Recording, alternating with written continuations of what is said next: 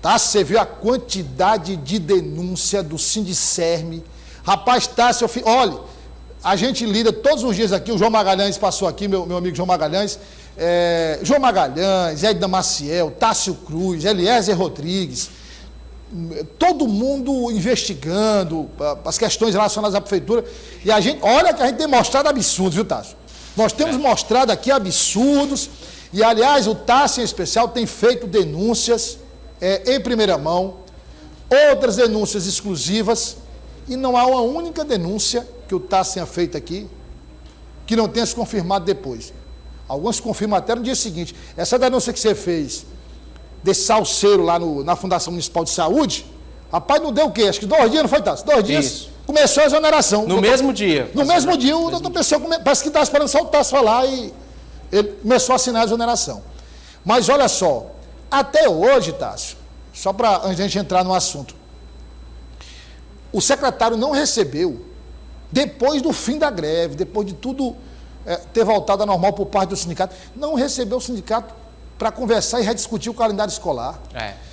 Vale a alimentação que estão querendo parcelar, se ele for aprovado integralmente no orçamento, estão querendo parcelar, mantendo ainda estagiários em sala de aula, que eles não podem assinar o fechamento do ano letivo, entendeu? E, inclusive, a produção está catalogando todas as denúncias para a gente investigar, todas elas, segundo o Sinésio, protocoladas no Ministério Público.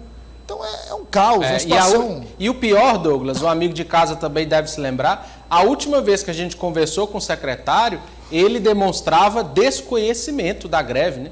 Demonstrava desconhecimento de que os professores estivessem fora de aula. Ou seja, além de negar a existência da greve, à época, né, ele se recusava a dialogar. E agora mais esse problema complicado, a situação da educação. Você lembra quantos dias foram?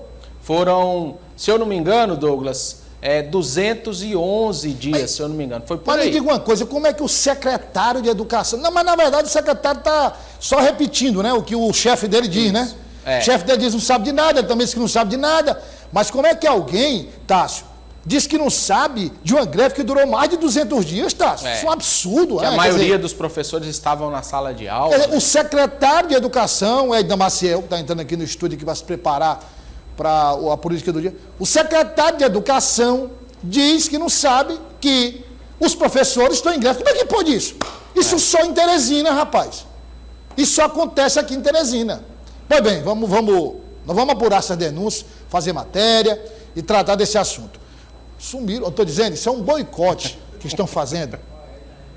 Foi um boicote que estão fazendo ao Tássio Cruz. Isso aí não é problema técnico, isso é de propósito. Entendeu? Nós vamos ter que abrir uma sindicância para apurar. Quando o Tássio faz o arremate, viu, João Magalhães?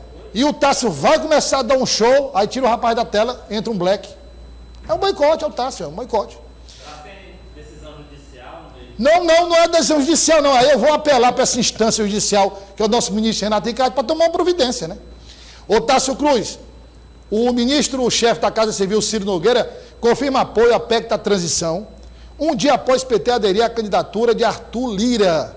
Ou seja, PT e PSB já disseram que vão apoiar a reeleição de Arthur Lira, como a gente, inclusive, João Magalhães, nós aqui do Jornal Dia News, Tássio, já havíamos previsto que diante daqueles movimentos do presidente da Câmara, era para conseguir esse apoio para a reeleição, né? Sem dúvida, Douglas. Ontem, né, a federação PT, PV, PCdoB e o PSB do vice-presidente Geraldo Alckmin anunciaram apoio à candidatura, né, à reeleição, a ser realçado a cadeira da presidência da Câmara Federal. E isso, Douglas, em números, cerca de 100 votos, quase 100 votos garantidos a Arthur Lira, em meio a essa disputa dele para continuar no comando do Legislativo Federal, da Câmara Federal. É quase um quinto, né, Douglas, da Câmara Federal. E hoje, pela manhã, ao final da manhã, o ministro da Casa Civil, Ciro Nogueira, enviou a todos da imprensa uma nota através de sua assessoria em que ele confirma o apoio do Progressistas à PEC da transição. E a gente preparou, Douglas, um material com os pontos que o Progressistas apontou de apoio e as condições para votar favorável à PEC da transição. Vamos acompanhar os principais pontos dessa nota encaminhada pela assessoria do ministro da Casa Civil, Ciro Nogueira. São os principais pontos, Douglas, que mostram, vamos dizer assim, as cláusulas do PP para apoiar esta PEC. E o destaque, o primeiro, Douglas, é que o Progressistas anuncia esse apoio. Temos aí, então, o material, o apoio à PEC da transição, e aí ele coloca que foi em sintonia com a presidência do Progressistas e a bancada do partido. E coloca aí os principais 4 pontos. O primeiro deles, a aprovação, né, do projeto, concedendo R$200 a mais para que o Auxílio Brasil vá a R$600, deve ser transformado em Bolsa Família, o nome. O segundo ponto é que o partido vai discutir os R$150 a mais por crianças destinados, né, às mães e filhos de até 6 anos. O partido também é favorável à aprovação do aumento real do salário mínimo, ou seja, deve dar um percentual ali ligeiramente maior no próximo ano para o salário mínimo. Só, Douglas, que essa cláusula 4ª aí é o principal ponto que eu convoco o amigo de casa para se atentar. O projeto foi encaminhado à Câmara com a vigência de 4 anos dos efeitos da PEC, ou seja, nos próximos 4 anos, até 2026, o presidente eleito Lula teria o direito de exceder ao teto de gastos com os valores que serão utilizados para o Auxílio Brasil. Porém, o Progressistas defende que seja por apenas 1 ano, somente até o final de 2023. Esse é o único ponto de divergência entre o projeto que foi apresentado e o que o Progressistas defende, o que o ministro Ciro Nogueira, como presidente do partido, defende no Senado. E é curioso, Douglas, que pode-se observar o seguinte: com a indicação do projeto de 4 anos de vigência e o Progressistas colocando apenas 1 ano, abre a margem para que a gente possa entender que haverá uma negociação, para que se chegue, no mínimo, a 2 anos de vigência desse programa, desse novo Auxílio Brasil, ou novo Bolsa Família de R$600 e até R$750 para famílias com crianças até 6 anos, como a gente destacou no projeto. Uma sinalização importante do Progressista, de senadores e deputados do Progressistas, para que se tenha um entendimento, para que se tenha uma solução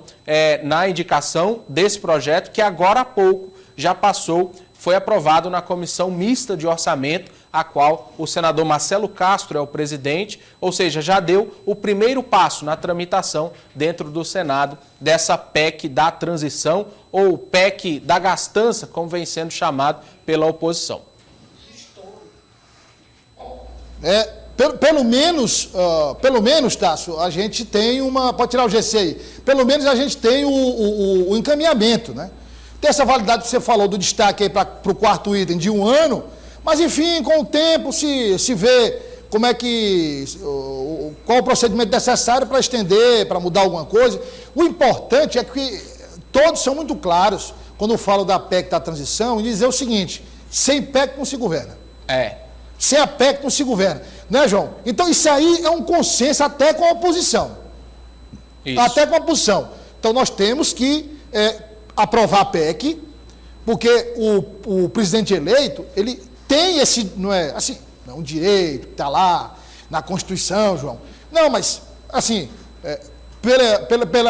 politicamente, como ele foi eleito, é natural que ele tenha, que ele queira mexer no orçamento, que ele queira direcionar para os programas dele, e ele tem, digamos, esse direito informal, né, algo ali que está na lei, mas ele tem politicamente ali, até a oposição tem que conceder essa oportunidade para o presidente eleito. E, obviamente, depois que isso for colocado em prática, cobrar. Né? Mas um ponto aí, Douglas, é interessante. Nesse aceno do PT para Arthur Lira, nós tivemos na história recente 2 presidentes que tiveram dificuldades na Câmara porque os presidentes eram, de certa forma, de oposição. A gente viu Dilma com Cunha na oposição. Eduardo Cunha. Pautou e aprovou o impeachment. Nós tivemos a primeira perna do governo Bolsonaro, os 2 primeiros anos, o Maia sendo presidente Rodrigo da Câmara. Maia. Deu trabalho para Bolsonaro nos 2 primeiros anos. E Arthur Lira, será que vai ser um presidente próximo ao PT, próximo a Bolsonaro? Eu arrisco dizer, viu, João?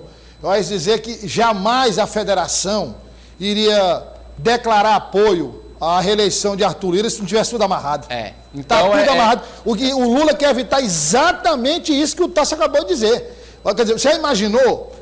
Porque, assim, ele vai pegar um governo cheio de desafios e ainda tem que negociar com a Câmara, lutar contra o presidente da Câmara, que pauta impeachment, que pauta todos os assuntos do Executivo. Quer dizer, é uma perda de tempo, um desgaste de energia. Então é fechar logo esse acordo, como ele fechou com o Arthur Lira. O Rodrigo Pacheco, digamos, né, assim, no geral, já é da casa, e aí está tranquilo o Congresso, no sentido de que os dois presidentes são aliados com o governo, não vão enfrentar, não vão impor nenhuma dificuldade.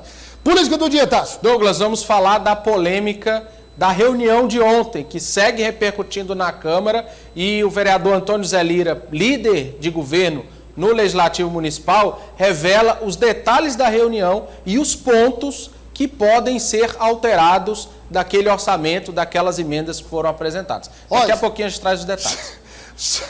Só tem que avisar o vereador Antônio Zé Lira que não é mais síndica não, viu? É sem caspa. É sem caspa, isso. Entendeu? Não é síndica mais não. Agora, rapaz, o vereador Valdemir Virgínio olhando no Instagram, porque eu dou uma olhada, né, João?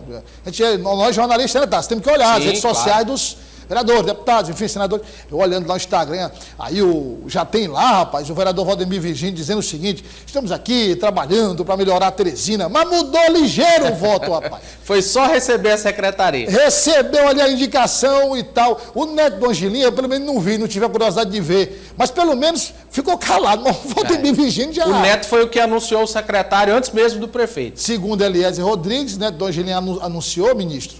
Sabe por qual motivo? Para outra pessoa não oferecer para outro vereador.